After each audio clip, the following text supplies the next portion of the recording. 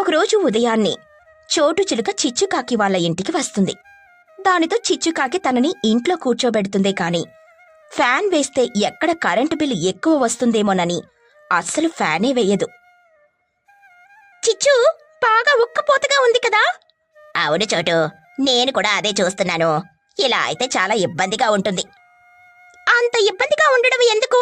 Current ఉందిగా, fan వేసుకో. అబ్బా, అలా వేసేస్తే ఎలా? కరెంటు బిల్లు ఎక్కువ వచ్చేదా? సరిపోయింది. అలా అంటే ఎలా చిచ్చు మరి? ఇంత పిసినారిగా ఉండకు. సరే ముందెందుకు వచ్చావో అది చెప్పు. రేపు మా కొత్త ఇల్లు గృహప్రవేశం, పిలవడానికని వచ్చాను. చోటు చిలుక అలా చెప్పడంతో చిచ్చుకాకి ముఖం వెలిగిపోతుంది. చాలా ఆనందపడుతుంది. అబ్బా, అవునా? అయితే రేపు భోజనాలు మీ ఇంటి దగ్గరే అన్నమాట.